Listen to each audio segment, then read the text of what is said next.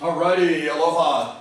Nice to see you all again. Here we are, continuing, really sort of starting our discussion of ancient civilizations and starting our unit, if you will, on the ancient Romans.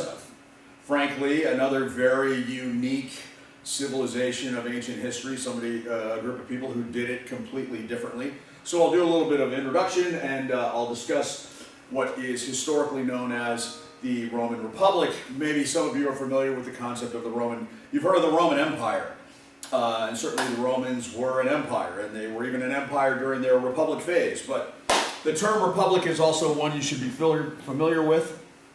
Certainly the Roman Empire existed. Okay, so let's go through this. The Roman Republic, there's the years. We historians sort of say it lasted from when to when. Well, there you have it. Okay, so let's do a little intro here to start.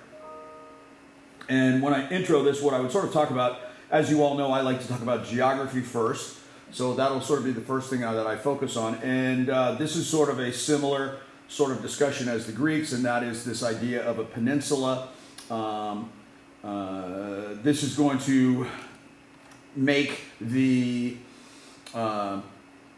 Roman civilization, the city-state of Rome. I would think of Rome as a sort of a city-state in the same way that the Greeks had city-states, as we discussed. I would sort of think of Rome in sort of similar ways.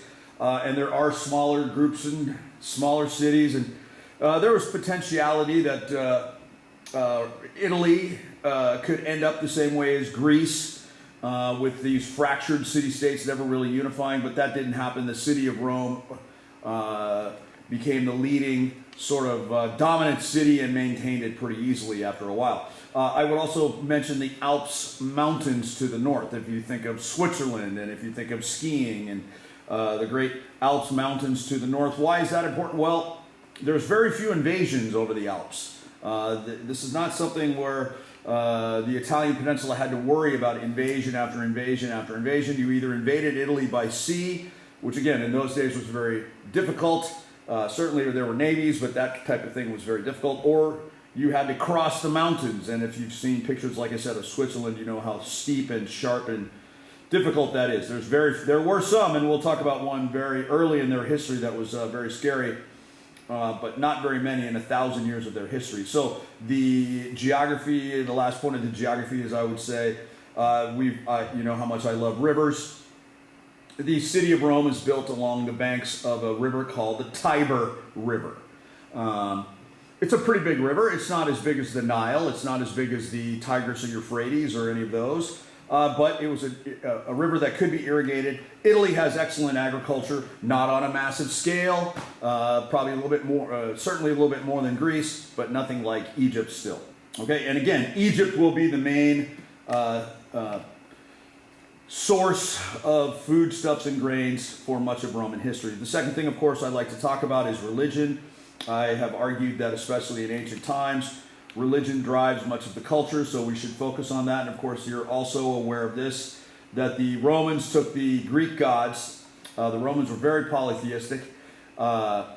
They took the Greek gods and they renamed many of them. For example, I'm sure you know this, they renamed them for the planets, and Zeus became Jupiter, and Poseidon became Neptune, and Hades became Pluto, all right? And Aphrodite became Venus, all right? And so those are the kind of things that happen. Now, you know, some retain their name, but generally this is what they did. And I would probably say, for the most part, that I would kind of recognize the Romans as pretty religious, tolerant. Now, some groups they did go after. I'm not going to dispute that, but generally they didn't really try to enforce these gods on other people, and generally they were pretty tolerant of other religions, particularly one they were tolerant of, and then they tried to stop it. They outlawed it. They started off being tolerant of this particular one, and then they tried to stop it and outlaw it and kill people who practice it. And then the Romans completely turn and they accept this religion, and that religion was Christianity. And so that will be part of the story. That's sort of in the second part of their history. I would draw a line right there because I'm sort of done with those 2 points. I would sort of say that when you study Roman history, you should keep in mind that it is divided into two parts. We basically divide Rome into two time periods. Okay, the first time period is what I'm going to tell you about today, the Roman Republic, this democratic republic system, where citizens actually get to vote for representatives to represent them in this system. The second half is called the Roman Empire. Now, that's probably what you're more familiar with. That's when they this is the time where they reach their greatest expansion, their greatest amount of territory. And really, this is a dictatorship. Yeah, I think you understand that Roman emperors ruled the Roman Empire.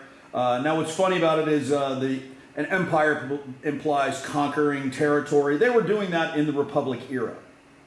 So it was really a democratic republic that became an empire that eventually had a dictator. So now why did it switch? What happened? Well, here's the essential question I want you to sort of be on the lookout for as we are going through the discussion of the Romans. Can you please be on the lookout for this? I'm going to bring up one of the most famous people of history. His name was Julius Caesar. So I want you to ask yourself, as this is all going along, was Julius Caesar good for Rome? Right? Now you may say, well, I've heard of him. He must have been good. He's like one of the most famous people ever. He must be good. Or you may say, wait a minute, you're telling me he switched from one system to a dictatorship? That doesn't sound so good. Yes, so the person in the middle right there that causes this shift is this man. So let's be on the lookout for that as we go along. Here's some vocabulary for you. Ornate. I'm going to make the statement that Rome was an ornate society. Now, if you look at that, I think you see the word ornament. And of course, we think of ornaments as decorating the tree at Christmas time. And so that's exactly what it means. Rome was a decorative society. They liked decorativeness. They liked to be elaborate with what they did. They liked to embellish and go over the top with this thing. And one of the best ways to sort of demonstrate this more than any other is to tell you that one of the things that Romans loved more than anything else, from top to bottom, from rich to poor, Romans loved parades. And so why would I bring this up? Well, I bring this up because Roman parades were very unique and interesting. The most important type of Roman parade was something called a triumph. A triumph.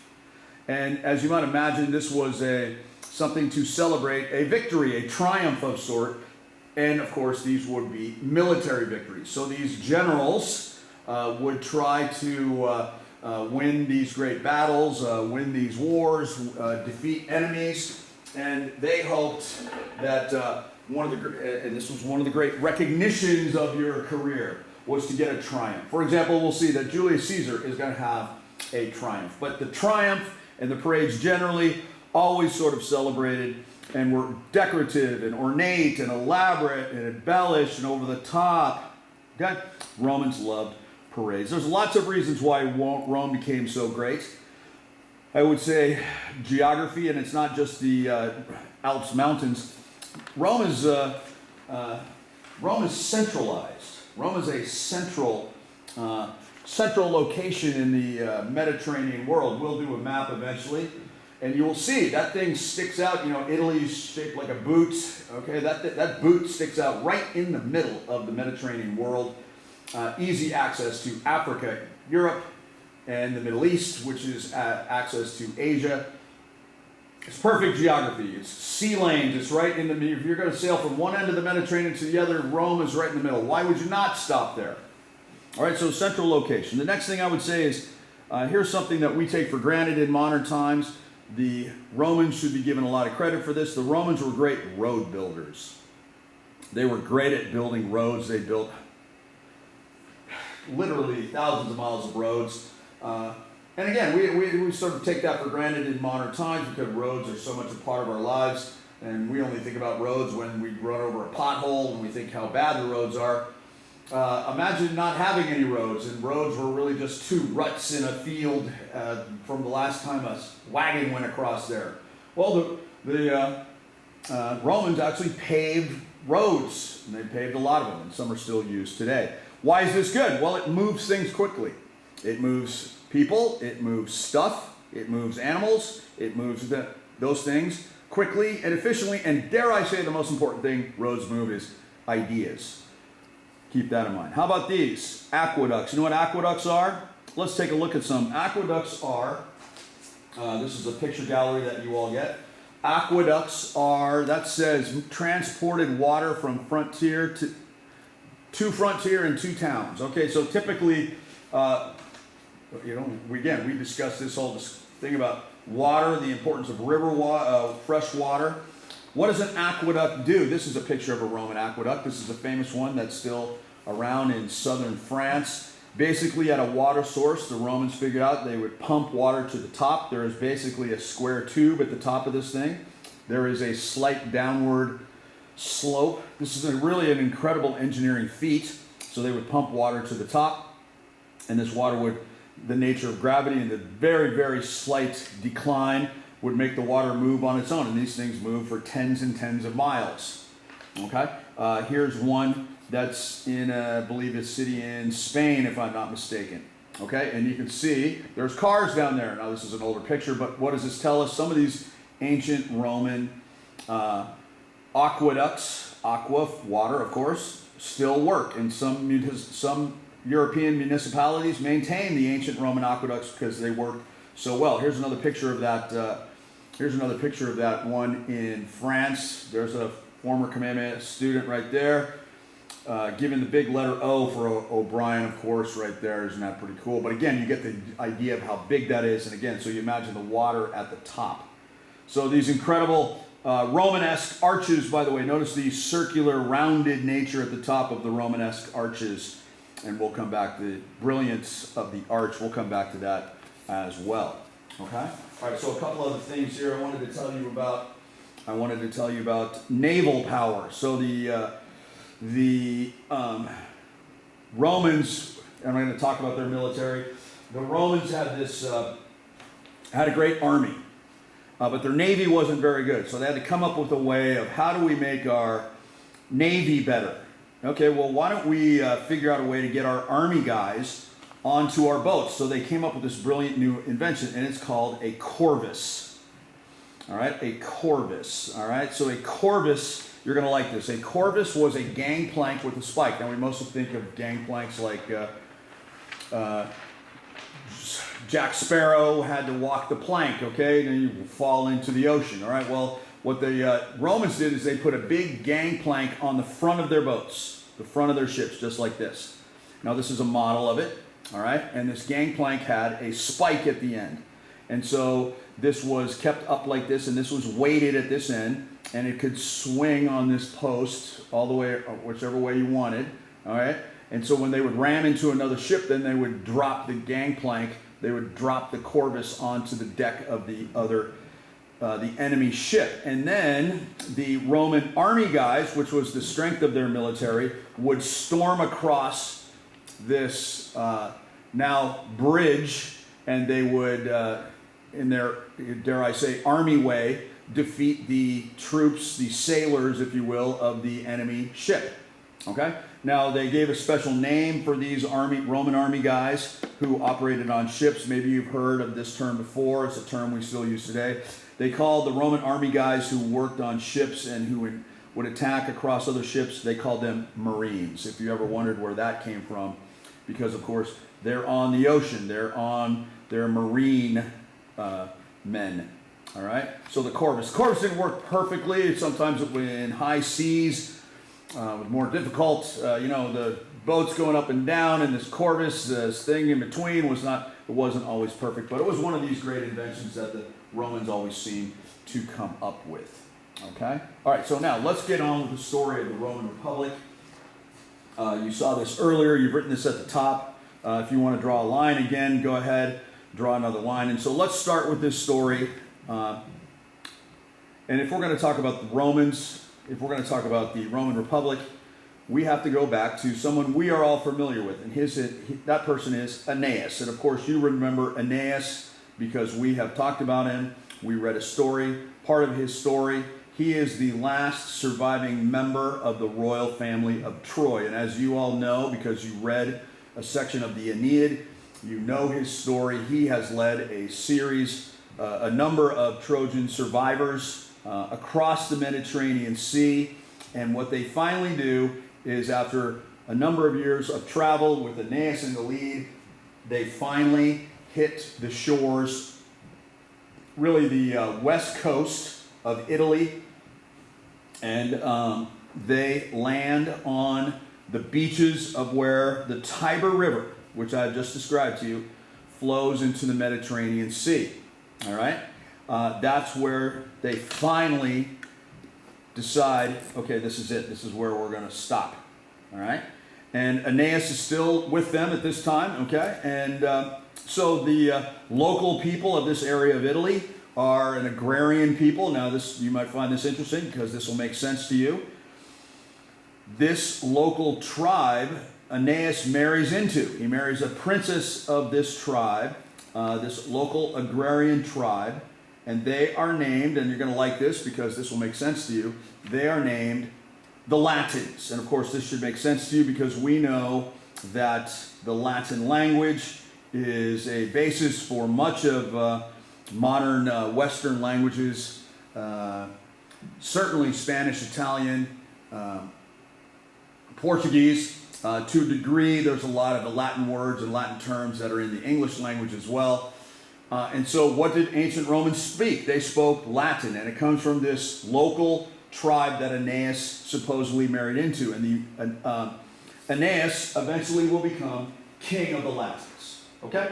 So that's one of the aspects of the foundation of Rome. There's another part of this foundation of Rome that we should keep in mind, and you should never forget this story. This is a good story too. This story of Romulus and Remus. Okay? Who the heck are they, Mr. O'Brien? Okay, well, let me get to this. Romulus and Remus, all right, they were twin brothers, all right, and these two kids are descendants of Aeneas. So these, we are basically calling them descendants of Troy. Now, they've never obviously been to Troy. They're a number of generations after Aeneas, okay? So they're Latins, and they're Trojans by ancestry, all right? And these two babies, when these two are babies, these twin brothers, they were abandoned by their parents. Okay, so this is kind of an interesting part of the story. They were abandoned in the wilderness by their parents. All right, but they were rescued by a female wolf, a she-wolf. Does not eat them, she saves them. And she suckles them and saves them for a period of time. And what will happen is that as adults, they begin the building of the city of Rome. Okay? Now, this is one of the most famous and important aspects of Roman history. If you go to Rome, you will see this image. Now, this is a statue. This is a famous statue of this. So you will see this statue, an image of this statue all over the place. And I'll show you a closer one here in a moment. But if you look very carefully, obviously that's a dog. But if you look beneath the dog, sure enough, guess what you see? This is the famous statuette of what they call the Capitoline she-wolf. Capitoline is one of the hills. Rome is the city of hills on each side of the river. And so supposedly this is Romulus and Remus being saved by the she-wolf. Okay? So Romulus and Remus are eventually found by human adults. A shepherd actually finds them eventually, and they are raised, and they become adults, and they are the ones who build the city. Now, the unfortunate part of this story, this is sort of an early Cain and Abel type story. And they get into an argument.